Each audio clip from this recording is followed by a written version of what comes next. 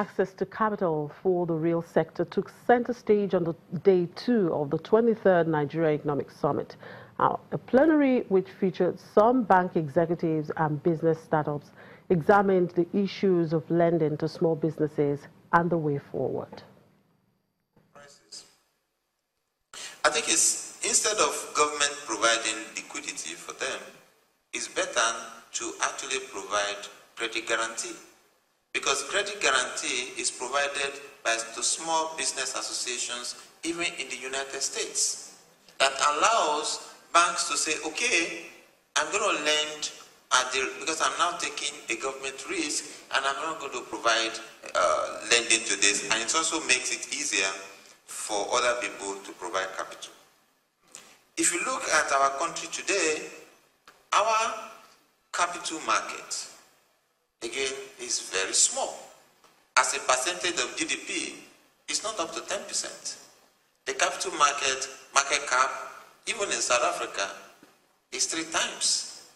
Even in Kenya, it's much larger as a percentage of GDP. So capital market as a place to actually source money is not there. And that is why, if you look at the assets available, asset classes available to us as somebody that wants to save is you put some money in the stock market, you don't like it, you put it in T-bills, and then you start chasing housing. And that is why the valuation of a housing is actually very high, because that's the only place people can save. So there is some money that can flow to you. Our capital market needs to be able to make that access easy. And we also need to have a small business associations so that things like how do you prepare your feasibility studies, how do we make sure that the governance process works properly, government can provide that to you, institutions within government can provide that to you to create conditions for success. And once the condition for success has been created, you'll be able to see a lot of capital flow. What is interesting about that, I'm very optimistic about that space, in the sense that we're seeing a lot more really talented young managers, potential GPs as you call them, coming up and getting funded. So I'm aware that, you know, right now in the pipeline, there's probably about a number of people looking to raise in the region of about $1 billion. You know, in various sort of like private equity funds, and these are really, really smart, talented Nigerians. So I'm super optimistic, and also just listening to the traditional providers of funding or investment into that space. The general outlook for that is really quite optimistic. So that seems to be doing quite well. The other side of it, however, is this is where I then put the burden on the investors now. The other side of it is actually developing that capacity to properly evaluate and to properly develop investable opportunities. Remember when I was talking earlier on, I put the onus on the entrepreneurs and the business owners or the promoters to ensure that they are presenting investable opportunities. It is not a one-sided thing. I think this is where I will then take my own community to task in a very big way. That is the investor community. Both the banks and the non-bank financial institutions, I think very often we're doing a very poor job of actually creating investable opportunities, where we're waiting for well-baked investments. You know, we bring the same criteria that we see in the Western world. Oh, you know, we want to see 5 years of positive cash flow. We want to see a management team in place. We don't want any environmental liabilities and so on and so forth. With all due respect, in Africa, you'll be smoking something very nasty if you are waiting for all of those things to be in place. It's not going to happen, right? What we then need to do, as I said, as an investor, sort of like as managers of this particular asset class, is to invest time and resources in developing the capabilities to develop those opportunities in a couple of ways. I distinctly remember working on this deal for 3 years. We just closed the deal around about April. It's actually, you know, sort of our first deal in that space. What did we have to do?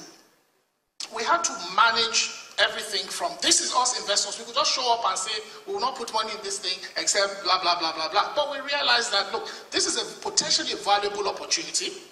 Okay, this is good for the country and it will make us money. Let's face it, and we'll be able to achieve superior returns. So what are the sort of things that we had to work on? And this is something I think that should serve as a bit of a case study for us going forward. We had to deal with regulatory issues. This was this was a company that had not been very regulatory, that had not been very compliant in terms of regulation and so on and so forth. We had to work on cleaning up sort of like the whole regulatory compliance aspect of that business. We had to work, obviously, in line with that, we had to work on the governance side. We had to work on this thing I talked about, this technical partnership. This was a business that we felt, it had great potential, but did not have the right sort of capabilities. We had to work on finding a technical partner, a European technical partner, bringing them on board, and we had to form a relationship with them and solidify that relationship, and then come up with a plan around this opportunity. We had to work on the funding, the working capital requirements for the business going forward. All the kind of things that you would normally take a look at the deal and like, forget it, we cannot invest in this. Now, this is something that I think, my friends in the banking sector are also just as guilty of this. You have a checklist and you think you can just tick through the checklist. Well, you just keep waiting or just park your money in T-bills for the foreseeable future.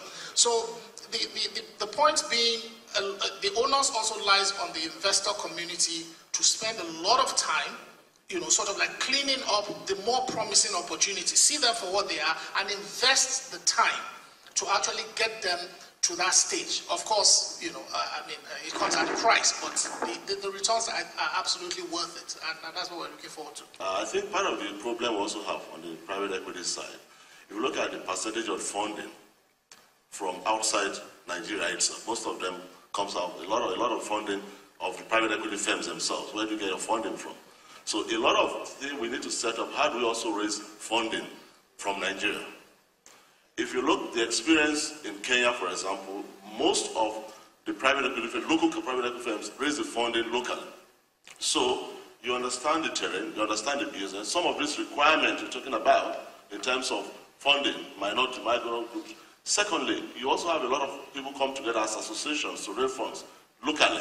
So I think on the private equity side, how do we increase the percentage of funding, raising funds locally to be able to fund local enterprises might be a major thing you need to do to them. For DBN, the takeoff grant funding, like you say, is 1.3 billion, over $1 billion over a period of time. But in the long term, we'll also be able to raise money through issuance of bonds, also working with some of our development partners, also reach some other soft funds across. But the business model is ensure that at the medium to long term, we're able to have that track record to be able to also raise funds locally to be able to continue to finance our business expansion. Every entrepreneur, before going for investment, needs to, have a clear-cut idea of not only, the advancement of the business in terms of, making profit for themselves, but technically sounding, right to the investor.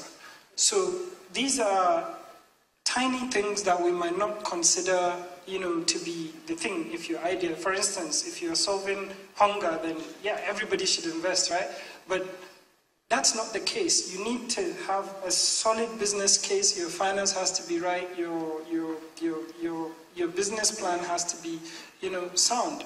And a lot of entrepreneurs run into the, problem of not complying to those things, and clearly without that you cannot move forward. So the energy is important, but also it's important to get things right from the start on. Would you think it's right to consult experts at that takeoff level? Because you might have ideas, and you don't know when the opportunity will come. Because some people need to enlighten you, put you through to watch out for this and that, and what step to take from time of developing those ideas. So in my experience, the very first business plan I ever got written, I got a lot of help. No one can do it alone, so you just have to reach out to the right people. I was opportune to go to the British Library and find a whole business clinic, which a few of you have mentioned, there's need for capacity development. So perhaps if the banks are tired of seeing entrepreneurs who come with weak presentations, weak business plans, they probably need to invest in educating entrepreneurs on how to get this done. And there's a myriad of available free content on this beautiful thing called the internet that entrepreneurs could find and could build from.